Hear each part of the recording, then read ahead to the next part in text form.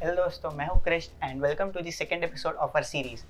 आज इस सीरीज में हम बात करने वाले उन दो कैरेक्टर्स के बारे में जो महाभारत वॉर के स्टार्ट पॉइंट बने, यानी कि जो फाइनल वॉर हुआ उसका जो बेस था वो ये दो कैरेक्टर्स के वजह से हुआ।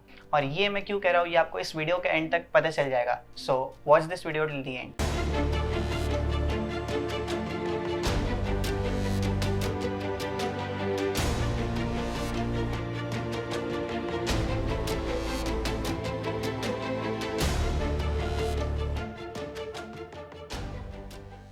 विचित्रवीर्य के दो वाइफ्स थे, रानी अंबिका और अंबालिका। रानी अंबिका के पुत्र थे राजा धृतराष्ट्र और रानी अंबालिका के पुत्र थे महाराज पांडु। उनके और एक भाई थे विदुर, जिनके बारे में हम अगले वीडियो में डिटेल में डिस्कस करेंगे।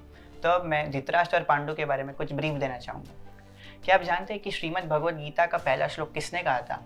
वो श्री कृष्ण ने नहीं कहा था, वो अर्जुन ने भी नहीं कहा था, वो कहा था धृतराष्ट्र ने। जी हाँ, जो महाभारत का वॉर था वो जिस प्राइम रीजन से हुआ, जो बेसिक रीजन था, वो पहले श्लोक में ही छुपा हुआ है।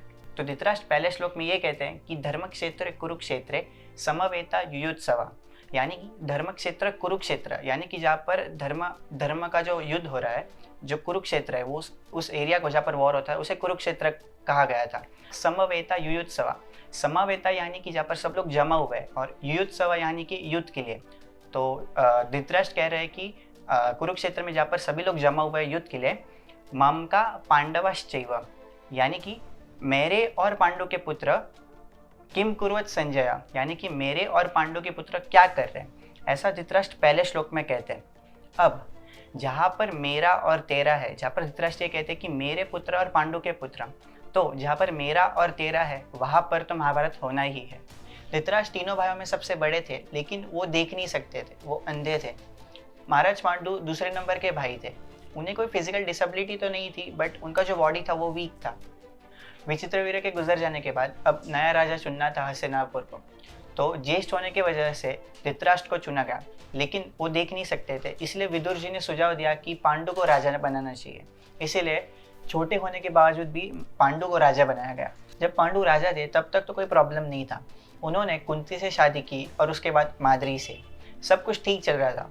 बट कुछ समय बाद कुछ सर्कमस्टांसेस ऐसे हुए कि महाराज पांडु को अपनी रानियों के साथ वन में जाना पड़ा हमेशा के लिए, और वापस हस्तिनापुर को कोई राजा नहीं था, इसीलिए फिर से धृतराष्ट्र को राजा बनाया गया।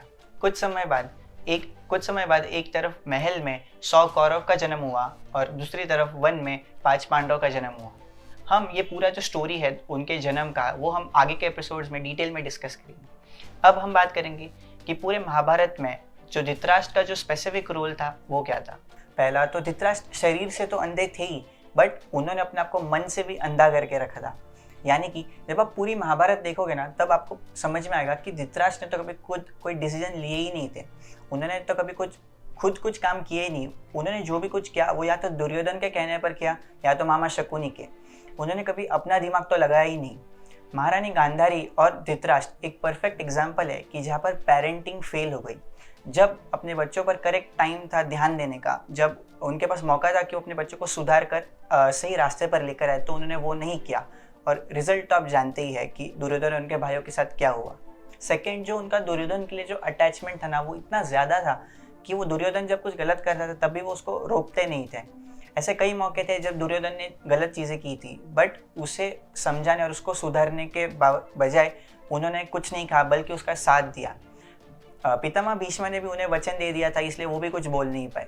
बचपन में दुर्योधन ने भीम को विष दे दिया था, लेकिन तभी भी धृतराष्ट्र कुछ नहीं बोले।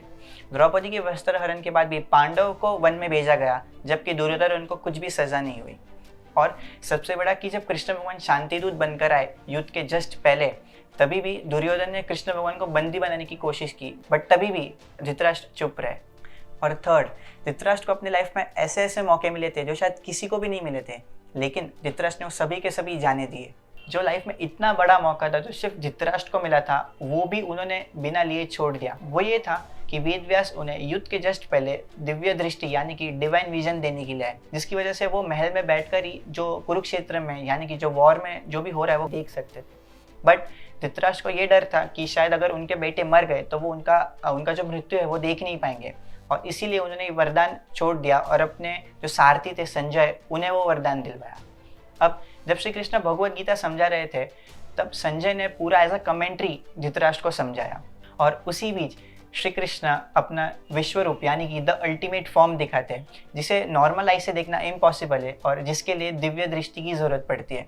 तो धृतराष्ट्र के पास ये मौका था कि वो विश्व रूप देख सके अपने लाइफ में, लेकिन उनने वो भी जाने दिया और वो संजय को वो मौका मिला कि वो विश्व रूप अपनी आंखों से देख सके।